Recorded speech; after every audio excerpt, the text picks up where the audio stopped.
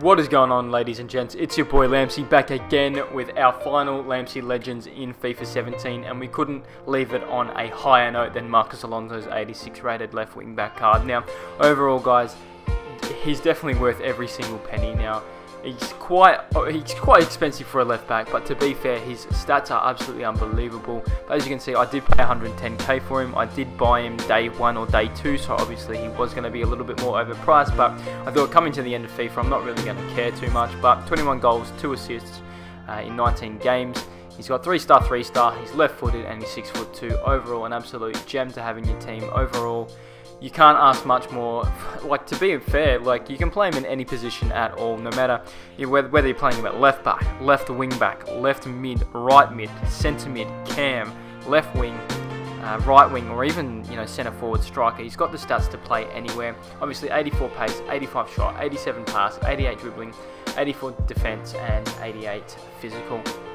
Overall guys, you cannot go wrong at all. He's definitely my favourite player throughout the whole of FIFA in the Premier League, other than, you know, have Victor Moses or Son there, but you just can't go wrong with this player. And I also want to mention to you guys that I don't always play him at a left mid spot. If you do play him at a left mid spot, you know he's not going to impact the scoreline in this formation, because that top 3 players with Son, Batshuayi and Mane are going to get all the goals and the assists. But if you want him to play a more of a technical role, a more, you know, strict and, you know, more defensive role, then Marcos Alonso in that position is great. But if you want him goals like I have done, play him at a left mid or at a cam spot, because he's absolutely a gem. So change up the formation in game if you please, or just bring him off the bench, because I do play him on 7 chem, so God knows what he's like without you know, anything there. But I do play him with an artist card. It really depends on what you guys want, and I've sort of started playing him at that left mid spot, so I want more passing and dribbling. But we'll move into his in-game stats now guys, and I'll show you how fucking amazing this card really is. Now guys, moving on to Marcos Alonso's in-game stats now. Now these are absolutely crazy guys. As you can see, basically all of them green except one, but I'll go into detail with the pros and cons with the balance, because I've got a little bit of a tricky one there for you guys. But as you can see, we're going into the stats here. So the mental and physical comparison, we've got 77 aggression, we've got 72 composure, we've got 80 interceptions, 90 attacking position, 78 vision, 80 acceleration, 79 agility, 67 balance, 75 jumping, 94 reactions, 87 sprint speed, now 99 stamina guys. Definitely what you want for a player who can play all around the park. And you've also got 86 strength. So overall, absolutely beautiful. Moving into the other stats now, we've also got 90 ball control, we've got 94 crossing, 76 curve, 90 dribbling, 77 finishing, 85 free kick, 80 heading, 84 long pass, 95 long shot, 84 marking, 82 pens, 89 short pass, 97 shot power, and then we've also got these crazy ones as well. We've got, you know, 87 slide tackle, 87 standing, and we've also got 64 volleys, but that doesn't obviously matter either.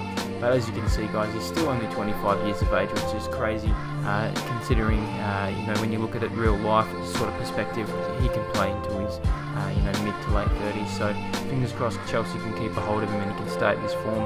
But as you can see, 6'2", you know, left mid and a left back. Basically guys, you can play him anywhere, but that's where he plays. He's left-footed, high in attacking and defensive work rates. He's got 3-star, 3-star, overall beautiful, and he's also got an engine, distance shooter and tackling specialities, and he's also got long shot taker and takes finesse free kicks as his trade. So overall guys, an absolute gem to have. Now guys, moving on to Marcos Alonso's in-game stats that I have sort of valued, you know, his pros and cons that I like to go over.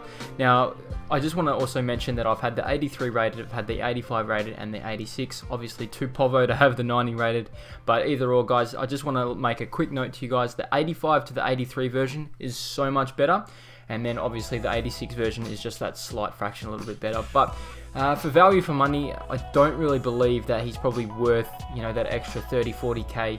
But, you know, each their own. A high rated player is a high rated player, right? So, you know, it brings up that team. But anyway guys, moving into the pros, I've got the first one that I want to mention is that Marcos Alonso has a deadly left foot across goal. Now 9 times out of 10 he will hit a driven shot on his left foot, no doubt about it. That's just how the game has panned out this year. His right foot, absolutely abysmal. Do not try it, trust me. But obviously we're talking about pros here. Now, one thing, if you want to be able to get, you know, a cheeky corner or something, and you know you're in a bit of a poor position, definitely have you know, a 3 to 4 power in a shot across goal, and you're dead set going to get a corner, or it's even going to go into the top bins, because across goal he is absolutely superb. And especially with left footers, I feel like this year you know, left footers have had more, you know, effect on the goal, and it's been a really crazy sort of way for it, because I've used Dybala, and I always try and tend to use a left footer at striker these days. I'm not too sure why, but it just seems to be the way that FIFA have done it this year. But anyway, moving on to the next one. Now, I've got Marcos Alonso that I usually play him at a cam or a left wing or a left mid. Now, it's pretty crazy because you're playing such a high defensive player up in the top half of the field, and he's going to try and get that ball back, and it's great for the attacking half, especially when you lose out on the ball. And if he's right there, he's going to win it back. So obviously he's not going to win it all the time. He's going to win it maybe 5 times out of 10. He'll run down the player because he's actually got quite a lot of pace. But either or, guys, it's really nice to have a player that will actually give it a good shot and try and run after the player and try and win the ball back, because he does have 80 for defending on his base card stat. But that's another one. Now, passing and crossing inside that front half is always a must, and he's definitely got that. And like, his crosses are beautiful, just like they are in real life. Really nice, and has a lot of weight on it, and you know, is usually a quite direct. Definitely really good for a double X or a triple X pass as well, which is really nice. But overall, guys, his dribbling is really good as well, that I want to get into a little bit more into depth. Now, the LTR2 dribbling, now it's obviously been really overpowered this year, and especially with players who have got, you know, really high rated dribbling. Now, on this base card stat, he's got 88 dribbling, so which is absolutely phenomenal. And the thing is, right, because he's so tall, because he is 6'2", now it makes him a little bit more sluggish on the ball, and therefore it's a really, it takes that extra, you know, half a second to move a little bit. You know, if you've got someone like Raheem Sterling, Riyad Mahrez, Eden Hazard on the ball, they're going to move really quick, and you're not going to have too much reaction time regarding that. So if you use the LTRT dribbling, he's sort of moving in a little bit of a delayed way, so therefore a defender can come in that way, but really you're actually going in another direction. So it's really cheeky. My brother's picked that out quite a lot as well, and it's definitely worth a try if you're going to try. If you're really good at LTRT dribbling like I am, definitely give it a shot, and because it gives that a little bit of extra delay, and you can get away from players. So it's a really key one there. Now, another one is that Marcos Alonso is 6'2", and like I did say before, and he's really good at heading. So definitely give him a shot there. Definitely can win some aerial battles, especially if you're kicking out from goal and you're playing him at a cam or a centre mid, bringing him on off the bench. You know, using him as your man to play back the ball, so you won't lose possession of the ball if you're one of those players that like to kick it upfield instead of playing it to your first defender there. So that's another thing there, and obviously he's really good at penalties as well.